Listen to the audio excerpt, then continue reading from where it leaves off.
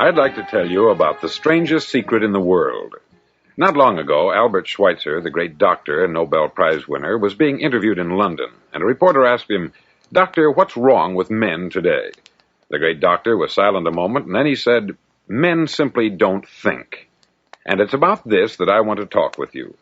We live today in a golden age. This is an era that man has looked forward, dreamed of, and worked toward for thousands of years.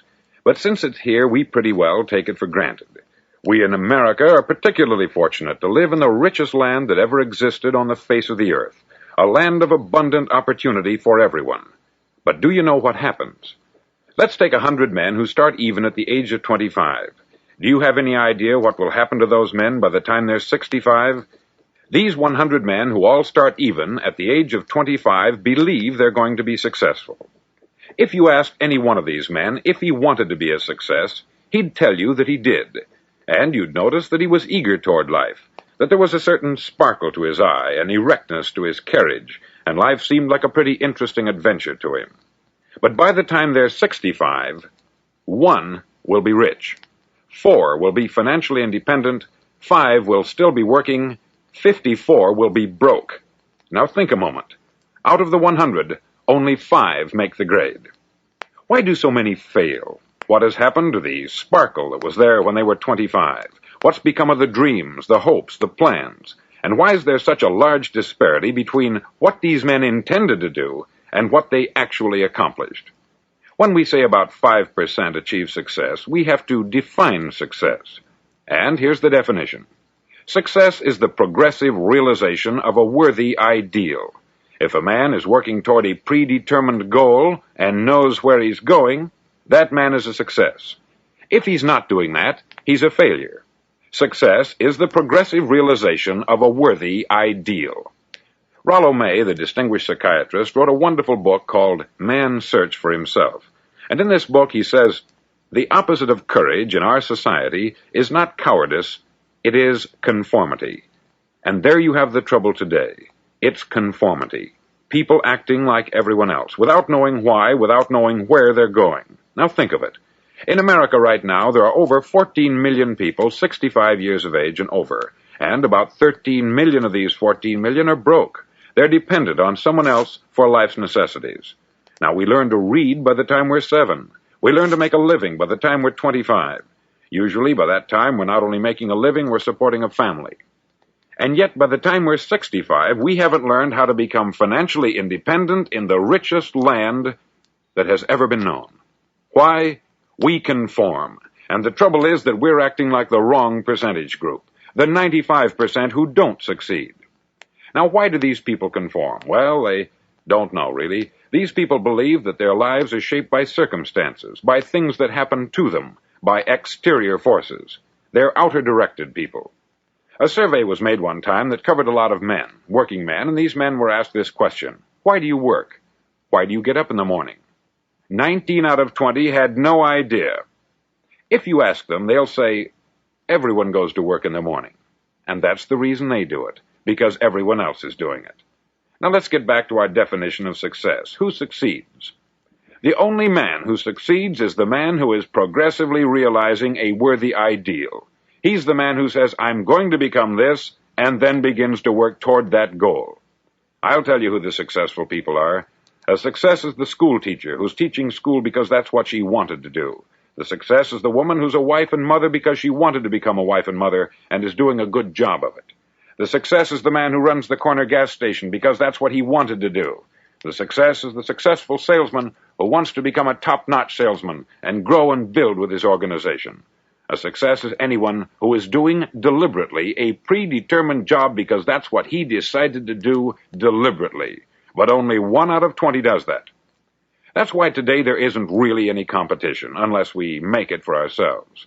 Instead of competing, all we have to do is create. Now, for 20 years, I looked for the key which would determine what would happen to a human being. Was there a key, I wanted to know, which would make the future a promise that we could foretell to a large extent? Was there a key that would guarantee a person's becoming successful if he only knew about it and knew how to use it? Well, there is such a key, and I've found it. Have you ever wondered why so many men work so hard and honestly without ever achieving anything in particular, and others don't seem to work hard and yet seem to get everything? They have the magic touch.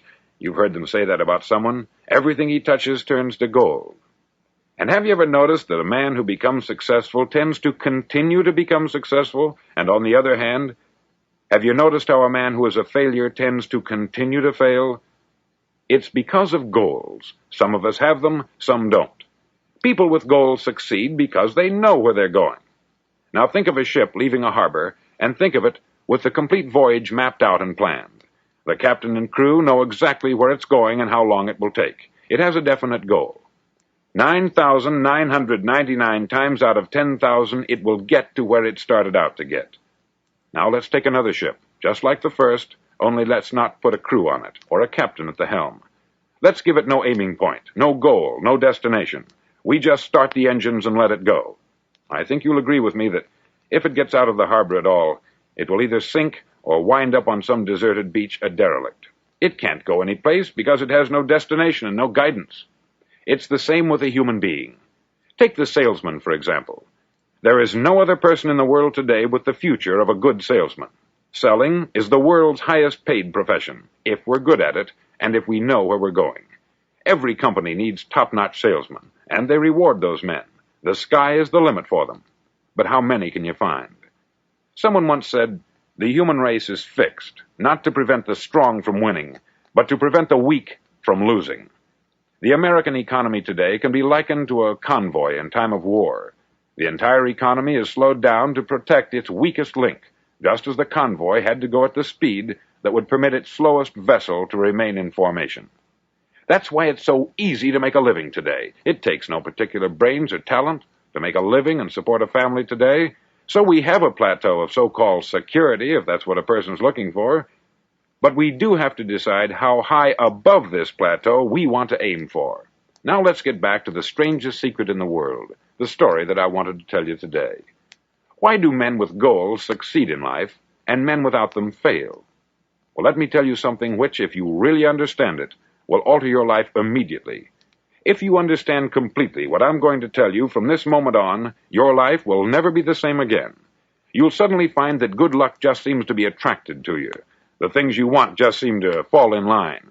And from now on, you won't have the problems, the worries, the gnawing lump of anxiety that perhaps you've experienced before. Doubt, fear, well, they'll be things of the past. Here's the key to success, and the key to failure. We become what we think about. Now let me say that again. We become what we think about. Throughout all history, the great wise men and teachers, philosophers and prophets have disagreed with one another on many different things. It is only on this one point that they are in complete and unanimous agreement. Listen to what Marcus Aurelius, the great Roman emperor, said. He said, "A man's life is what his thoughts make of it." Disraeli said this, "Everything comes if a man will only wait. I have brought myself by long meditation to the conviction that a human being with a settled purpose must accomplish it, and that nothing can resist a will that will stake even existence for its fulfillment." Ralph Waldo Emerson said this, "A man is what he thinks about all day long." William James said, "The greatest discovery of my generation is that human beings can alter their lives by altering their attitudes of mind." And he also said, "We need only in cold blood act as if the thing in question were real, and it will become infallibly real by growing into such a connection with our life that it will become real. It will become so knit with habit and emotion that our interest in it will be those which characterize belief." He also said this, "If you only care enough for a result, you will almost certainly attain it. If you wish to be rich, you will be rich. If you wish to be learned, you will be learned. If you wish to be good, you will be good. Only you must then really wish these things, and wish them exclusively, and not wish at the same time 100 other incompatible things just as strongly." In the Bible you read, in Mark 9:23, "If thou canst believe, all things are possible to him that believeth." Dr. Norman Vincent Peale said this, "This is one of the greatest laws in the universe. Fervently do I wish I had discovered it as a very young man. It dawned upon me much later in life, and I've found it to be one of the greatest, if not my greatest discovery, outside of my relationship to God. And the great law, briefly and simply stated, is that if you think in negative terms, you'll get negative results. If you think in positive terms, you will achieve positive results. That is the simple fact, which is at the basis of an astonishing law of prosperity and success. In 3 words, believe and succeed. William Shakespeare put it this way: "Our doubts are traitors, and make us lose the good we oft might win, by fearing to attempt." George Bernard Shaw said, "People are always blaming their circumstances for what they are. I don't believe in circumstances. The people who get on in this world are the people who get up and look for the circumstances they want, and if they can't find them, make them." Well, it's pretty apparent, isn't it? And every person who discovered this, for a while believed that he was the first one to work it out. We become what we think about. Now, it stands to reason that a person who's thinking about a concrete and worthwhile goal is going to reach it, because that's what he's thinking about. And we become what we think about. Conversely, the man who has no goal, who doesn't know where he's going, and whose thoughts must therefore be thoughts of confusion and anxiety and fear and worry, becomes what he thinks about. His life becomes one of frustration, fear, anxiety, and worry. And if he thinks about nothing, he becomes nothing. Now, how does it work? Why do we become what we think about? Well, I'll tell you how it works, as far as we know. Now, to do this, I want to tell you about a situation that parallels the human mind. Suppose a farmer has some land, and it's good, fertile land. Now, the land gives the farmer a choice. He may plant in that land whatever he chooses. The land doesn't care. It's up to the farmer to make the decision. Now, remember, we're comparing the human mind with the land, because the mind, like the land, doesn't care what you plant in it. It will return what you plant, but it doesn't care what you plant. Now, let's say that the farmer has 2 seeds in his hand. One is a seed of corn, the other is nightshade, a deadly poison. He digs 2 little holes in the earth, and he plants both seeds, one corn, the other nightshade. He covers up the holes, waters, and takes care of the land, and what will happen? Invariably, the land will return what is planted. As it's written in the Bible, "As ye sow, so shall ye reap." Remember, the land doesn't care. It will return poison in just as wonderful abundance as it will corn. So up come the 2 plants, one corn, one poison. Now, the human mind is far more fertile, far more incredible and mysterious than the land, but it works the same way. It doesn't care what we plant. Success, failure. A concrete, worthwhile goal, or confusion, misunderstanding, fear, anxiety, and so on.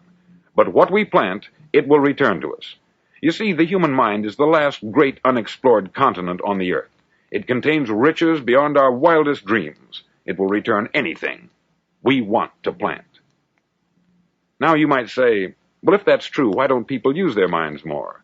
Well, I think they've figured out an answer to that, too. Our mind comes as standard equipment at birth. It's free, and things that are given to us for nothing we place little value on. Things that we pay money for, we value. The paradox is that exactly the reverse is true. Everything that's really worthwhile in life came to us free. Our mind, our soul, our body, our hopes, our dreams, our ambitions, our intelligence, our love of family and children and friends. All these priceless possessions are free, but the things that cost us money are actually very cheap and can be replaced at any time. A good man can be completely wiped out and make another fortune. He can do that several times. Even if our home burns down, we can rebuild it, but the things we got for nothing, we can never replace. The human mind isn't used merely because we take it for granted. Familiarity breeds contempt. It can do any kind of job we assign to it, but generally speaking, we use it for little jobs instead of big important ones. Universities have proved that most of us are operating on about 10% of our abilities. Decide now, what is it you want? Plant your goal in your mind. It's the most important decision you'll ever make in your entire life. Do you want to be an outstanding salesman, a better worker at your particular job? Do you want to go places in your company, in your community? All you've got to do is plant that seed in your mind. Care for it. Work steadily toward your goal, and it will become a reality. It not only will, there's no way that it cannot. You see, that is a law, like the laws of Sir Isaac Newton, the laws of gravity. If you get on top of a building and jump off, you'll always go down. You'll never go up. And it's the same with all the other laws of nature. They always work. They're inflexible. Think about your goal in a relaxed, positive way. Picture yourself in your mind's eye as having already achieved this goal. See yourself doing the things you will be doing when you've reached your goal. Ours has been called the phenobarbital age, the age of ulcers and nervous breakdowns.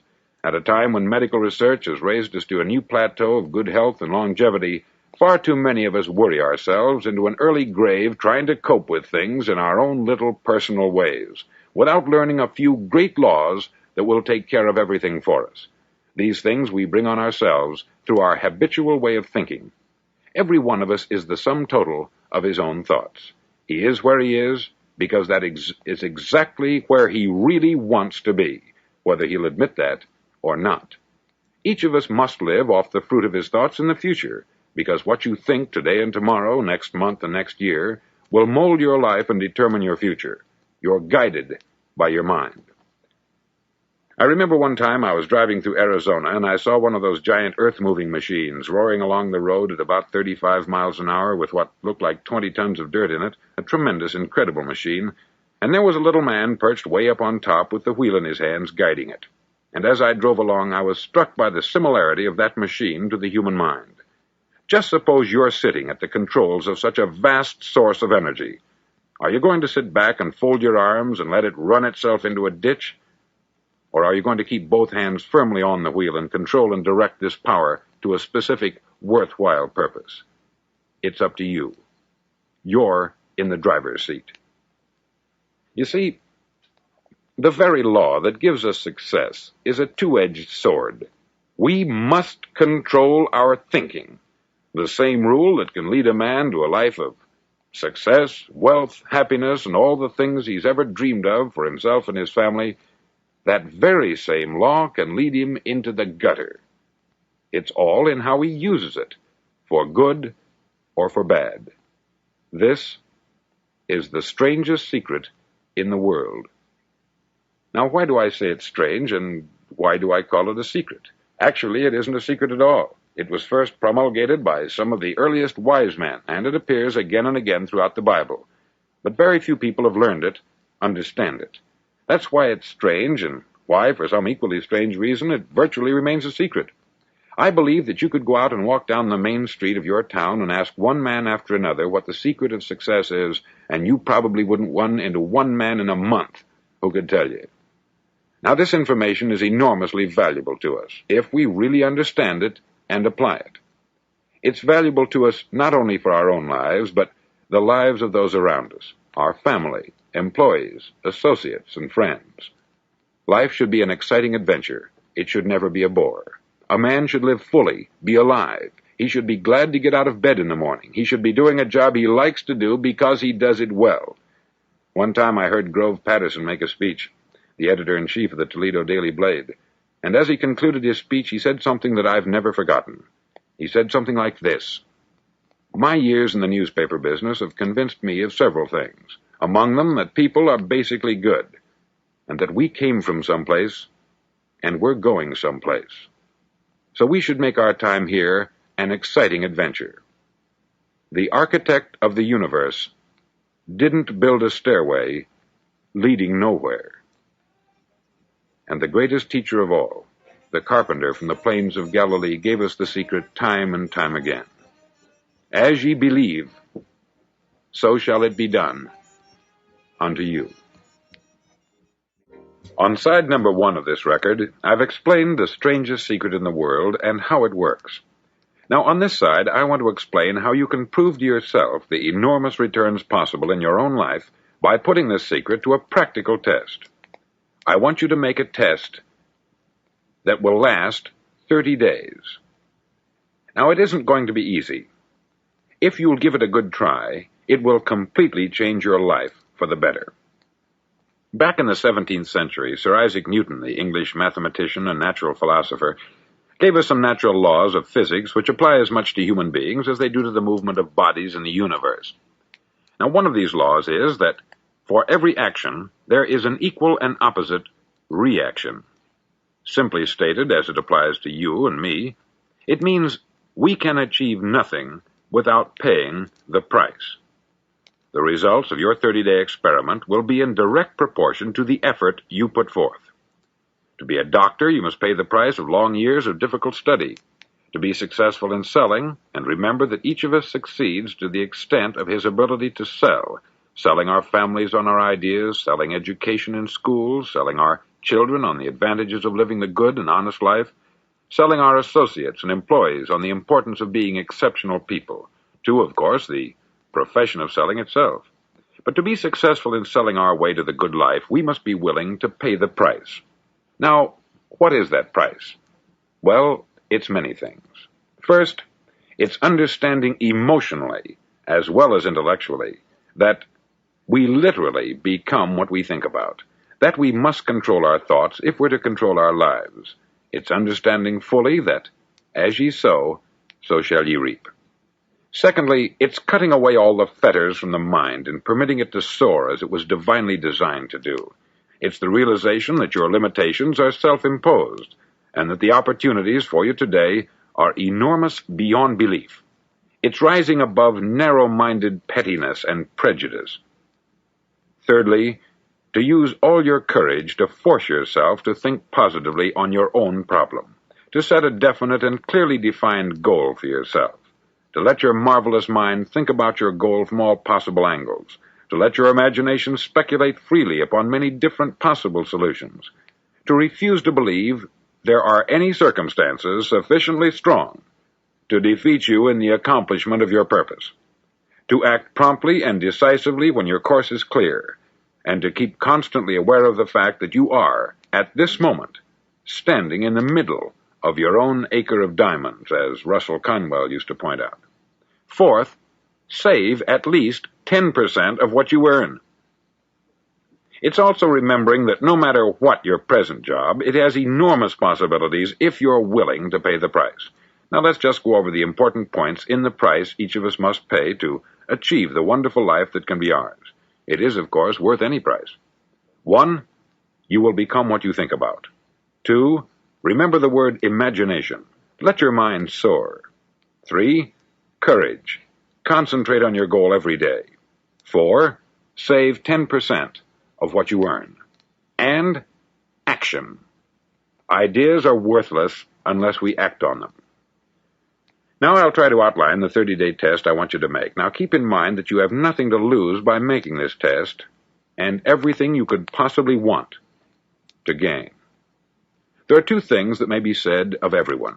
Each of us wants something, and each of us is afraid of something. I want you to write on a card what it is you want more than anything else. It may be more money. Perhaps you'd like to double your income or make a specific amount of money. It may be a beautiful home. It may be success at your job. It may be a particular position in life. It could be a more harmonious family. Each of us wants something. Write down on your card specifically what it is that you want. Make sure it's a single goal and clearly defined. You needn't show it to anyone, but carry it with you so that you can look at it several times a day. Think about it in a cheerful, relaxed, positive way each morning when you get up, and immediately you have something to work for, something to get out of bed for, something to live for. Look at it every chance you get during the day and just before going to bed at night. As you look at it, remember that you must become what you think about, and since you're thinking about your goal, you realize that soon it will be yours. In fact, it's yours really the moment you write it down and begin to think about it. Look at the abundance all around you as you go about your daily business. You have as much right to this abundance as any other living creature. It's yours for the asking. Now we come to the difficult part. Difficult because it means the formation of what is probably a brand new habit, and new habits are not easily formed. Once formed, however, it'll follow you for the rest of your life. Stop thinking about what it is you fear. Each time a fearful or negative thought comes into your consciousness, replace it with a mental picture of your positive and worthwhile goal. There will come times when you will feel like giving up. It's easier for a human being to think negatively than positively. That's why only 5% is successful. You must begin now to place yourself in that group. For 30 days, you must take control of your mind. It will think only about what you permit it to think. Each day for this 30-day test, do more than you have to do. In addition to maintaining a cheerful, positive outlook, give of yourself more than you've ever done before. Do this knowing that your returns in life must be in direct proportion to what you give. The moment you decide on a goal to work toward, you're immediately a successful person. You're then in that rare and successful category of people who know where they're going. Out of every 100 people, you belong to the top 5. Don't concern yourself too much with how you're going to achieve your goal. Leave that completely to a power greater than yourself. All you have to do is know where you're going. The answers will come to you of their own accord. Remember these words from the Sermon on the Mount, and remember them well. Keep them constantly before you this month of your test. Ask, and it shall be given you. Seek, and ye shall find. Knock, and it shall be opened unto you. For every one that asketh receiveth, and he that seeketh findeth, and to him that knocketh it shall be opened. It's as marvelous and as simple as that. In fact, it's so simple that in our seemingly complicated world it's difficult for an adult to understand that all he needs is a purpose and faith. For 30 days, do your best. If you're a salesman, go at it as you've never done before, not in hectic fashion, but with the calm, cheerful assurance that time well spent will give you the abundance in return you deserve and want. If you're a homemaker, devote your 30-day test to complete giving of yourself, without thinking about receiving anything in return, and you will be amazed at the difference it makes in your life. No matter what your job, do it as you've never done it before for 30 days. And if you've kept your goal before you every day, you'll wonder and marvel at this new life you've found.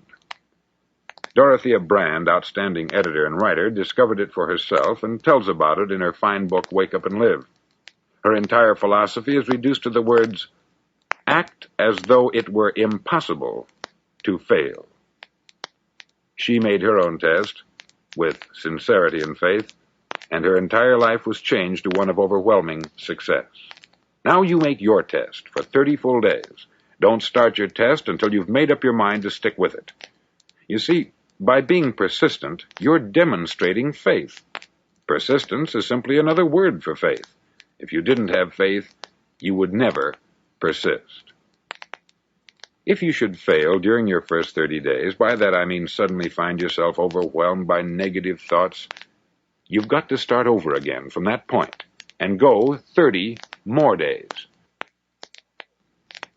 Gradually, your new habit will form until you find yourself one of that wonderful minority to whom virtually nothing is impossible. Don't forget the card. It's vitally important as you begin this new way of living. On one side of the card, write your goal, whatever it may be. On the other side, write the words we've quoted from the Sermon on the Mount. Ask, and it shall be given you. Seek, and ye shall find. Knock, and it shall be opened unto you. In your spare time during your test period, read books that will help you. Inspirational books like the Bible, Dorothea Brand's Wake Up and Live, The Magic of Believing by Claude Bristol, Think and Grow Rich by Napoleon Hill, and other books that instruct and inspire. Nothing great was ever accomplished without inspiration. See that during these crucial first 30 days, your own inspiration is kept at a peak. Above all, don't worry. Worry brings fear, and fear is crippling. The only thing that can cause you to worry during your test is trying to do it all yourself. Know that all you have to do is hold your goal before you. Everything else will take care of itself. Remember also to keep calm and cheerful. Calm and cheerful. Don't let petty things annoy you and get you off course. Now, since making this test is difficult, some may say, well, why should I bother? Well, look at the alternative. No one wants to be a failure. No one really wants to be a mediocre individual. No one wants a life constantly filled with worry, fear, and frustration. Therefore remember that you must reap that which you sow. If you sow negative thoughts, your life will be filled with negative things. If you sow positive thoughts, your life will be cheerful, successful, and positive. Now, gradually, you will have a tendency to forget what you've heard on this record. Play it often. Keep reminding yourself of what you must do to form this new habit. Gather your whole family about and listen to what's been said here at regular intervals.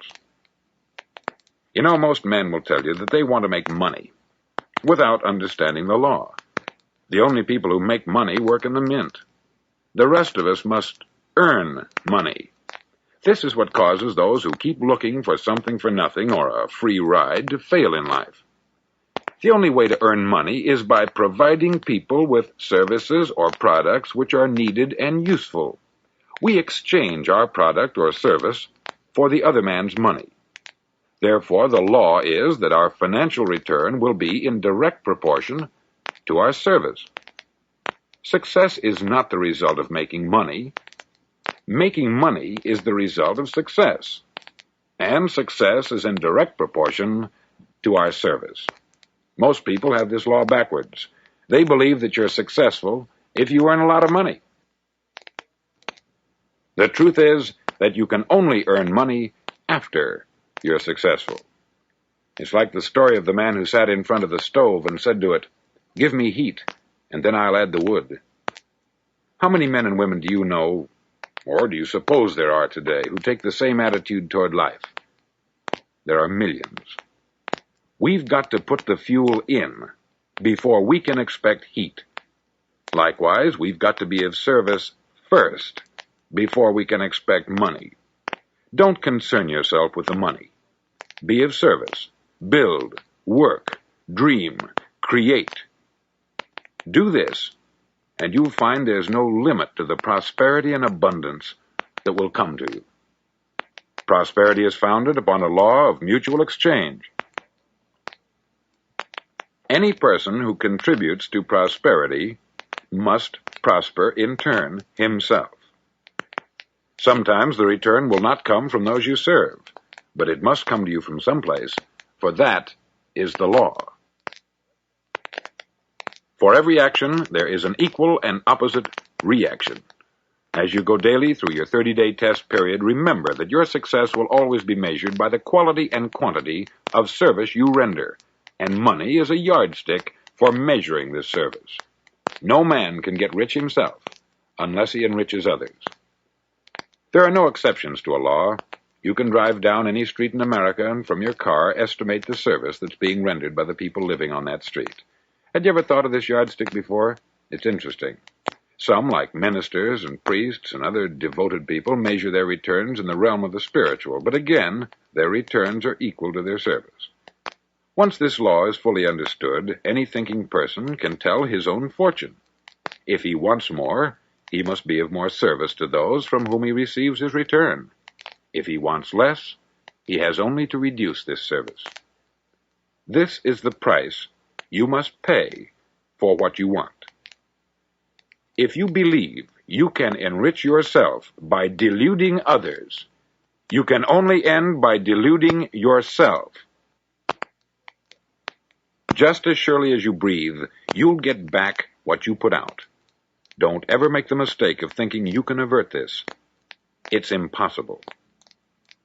The prisons and the streets where the lonely walk are filled with people who tried to make new laws just for themselves. We may avoid the laws of man, but there are greater laws that cannot be broken. An outstanding medical doctor recently pointed out 6 steps that will help you realize success. 1, set yourself a definite goal. 2, quit running yourself down. 3, stop thinking of all the reasons why you cannot be successful, and instead, think of all the reasons why you can. 4, trace your attitudes back through your childhood and try to discover where you first got the idea you couldn't be a success, if that's the way you've been thinking.